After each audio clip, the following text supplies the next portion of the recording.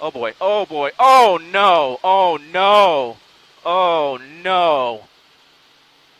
Head-on collision with that car. An innocent person involved in a head-on crash.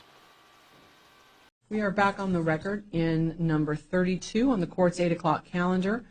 Sir, I need to start with your full legal name and your date of birth, please. Yeah, Mitch Tabell. Is it Mitchell Timothy Tabell? Yes.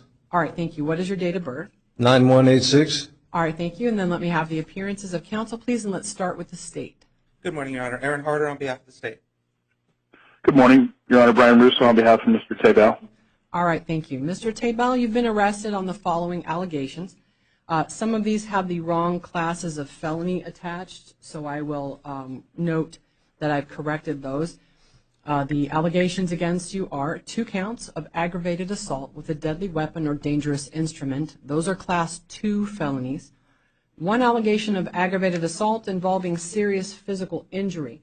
That's a class 3 felony. The court did not find probable cause on that allegation because the injuries alleged, based on the facts as the court knows them right now, do not meet the legal standard for serious physical injury. That does not mean that that allegation is dismissed.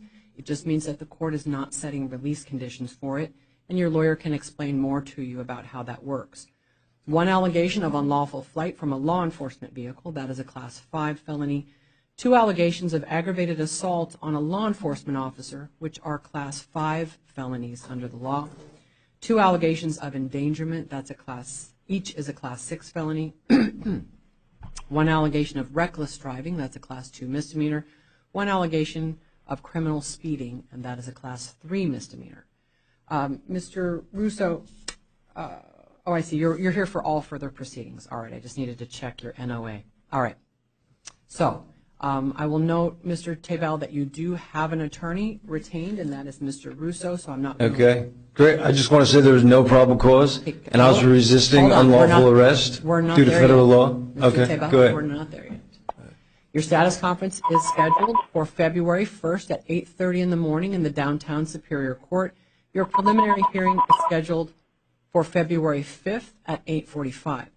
Before the court sets conditions of bail or release, each party will have a chance to address the court. We will start with the state. I need you to please not interrupt while this person is speaking. Then I'm going to give your lawyer a chance to address the court on these allegations. So just be patient. Okay. And the officers can be killed under USC Section 242?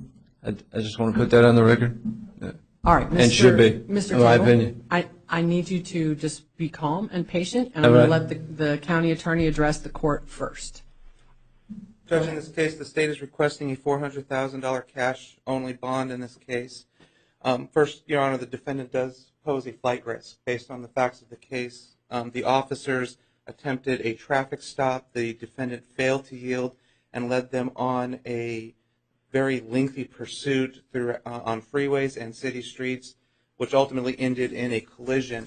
When the defendant, after the collision, the defendant again attempted to flee from police, and police had to, citizens had to point out to police that the defendant, who the defendant was, and police took him into custody at that point. So based on his history, or based on the facts of the case, he does pose as a flight risk. In addition, Your Honor, the defendant poses an extreme danger to the community.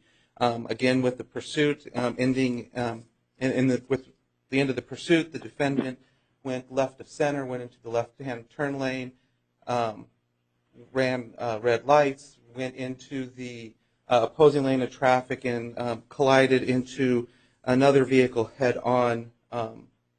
Fortunately, the victim did not suffer serious physical injuries, but the victim was nevertheless injured, and based on looking at the collision, it was probably inches that if it was inches the other way, he probably would have seriously injured or killed her. In addition, Your Honor, the defendant, looking at his criminal history, he has several arrests from different states. In particular, from New York, Your Honor, he has, it appears from September 2nd of 2011 from the state of New York. He was convicted of assault in the second degree with intent to cause serious physical injury, which was a felony. He was also convicted of assault in the second degree with intent to cause serious physical injury, with intent to cause injury, he was given 5 years of probation and 6 months jail in that. In addition, Your Honor, statements that he made in the Form 4 are very concerning to the state. As far as him being a flight risk and following the orders of the court, he said that he states that he will not obey any rules of law imposed on his freedom, which is in the Form 4. Who said that? I said that? I didn't say that. Mr. Tabell, you need to let him talk. Okay. Your lawyer is going to have a chance to respond. All right. Additionally, the Form 4 also indicates that the defendant stated that he had the legal authority to take officers' lives if arrest attempts were made. That is true case law, Supreme Court case law. Mr. Tabell, Okay. please, if you continue to interrupt, it's going to become a problem. Based on and his actions right now when he's not following the court's orders to allow the state to speak uninterrupted, he poses a danger to the community. He's not going to follow the rules of the court or the rules of society, and he does pose a danger to the community. Based on all of that, a $400,000 cash-only bond is appropriate. All right, thank you. Mr. Russo, what did you want to say on behalf of your client? Thank you, Your Honor. And first let me thank the court. I was just retained this morning by Mr. Tabell's father, and I have a very limited command of the facts. Obviously, the state has more information than I do, but Mr. Harder was kind enough to share some of the information with me, and Your Honor's staff was very gracious in allowing me to get some information to appear telephonically. Judge, the information I do have, which comes as no surprise to the court, is there's a previous FMI designation. I think we're going to have Rule 11 issues that will need to be addressed. That's not really relevant for release conditions, but I tell the court that for purposes of the record, I don't have any discovery or any information. In fact, I wasn't able to have a conversation with my client, but I think the court can clearly make its own observations with regard to what I've said. I don't have what I'd like to do at this point, Your Honor, is I accept the state's avowals as to the facts, and I understand the recommendation. I know that danger and flight are components the court needs to consider. So at this time, Your Honor, I think that we would be hard-pressed to challenge the state's recommendation at this point with any meaningful argument. And what I'm going to do then is at a later point address that with Mr. Harder and the court through way of motion and address it at that point. So I would ask that if the court is inclined to grant that, that it be that counsel have leave to address that at a later date. All right, thank you, Mr. Russo.